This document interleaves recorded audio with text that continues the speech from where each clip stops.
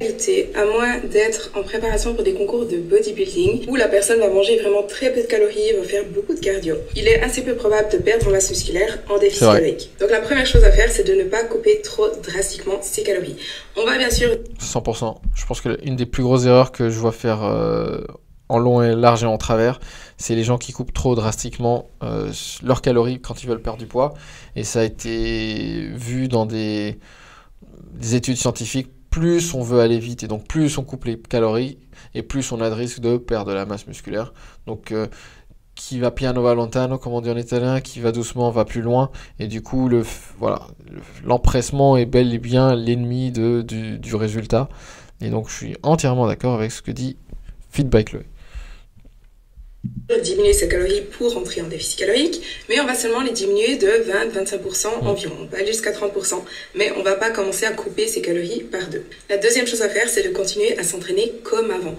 Très souvent, on voit les gens qui entrent en déficit calorique et directement, ils modifient leurs entraînements. C'est plutôt psychologique, en fait, ils se disent « Ah, je mange moins, donc je suis plus fatigué. » Carrément. Super. Trop bien. Ouais, non, c'est... Avec les dingueries que tu m'envoies de temps en temps, là, je suis content de voir quelqu'un aussi où on peut dire du positif et que c'est pas que... Parce qu'après, ils vont mettre comme l'autre fois, ouais, tu fais que dénigrer, mais...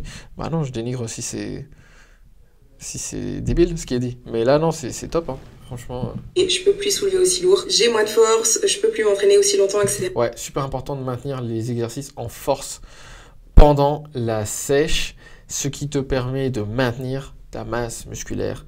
Pas besoin de changer ses entraînements et de se mettre soudain à faire du cardio ou des répétitions avec des poids légers. Très généralement, c'est, comme je vous ai dit, psychologique. Donc, on ne change rien à ses entraînements. On s'entraîne avec la même intensité, on garde les mêmes charges, on continue d'essayer d'appliquer une surcharge progressive. La plupart du temps, mes clients continuent à atteindre des PR, même en déficit calorique, même... C'est vrai. Souvent, tu as des gens qui continuent à progresser, surtout en début de sèche. Tu as une petite phase où ton corps il n'a pas compris que tu as baissé les calories, tu continues à progresser. Après, au bout de 2-3 mois, ça devient compliqué de continuer à progresser, mais ça se fait.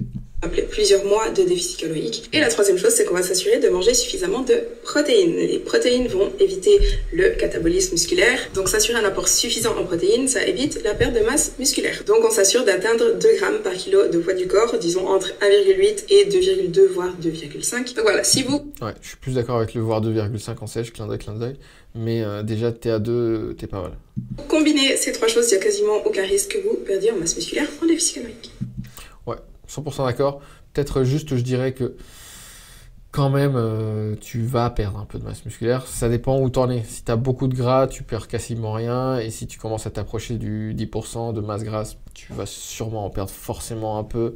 Mais c'est pas grave parce que ton but, c'est quand même de sécher. Donc, it's fine.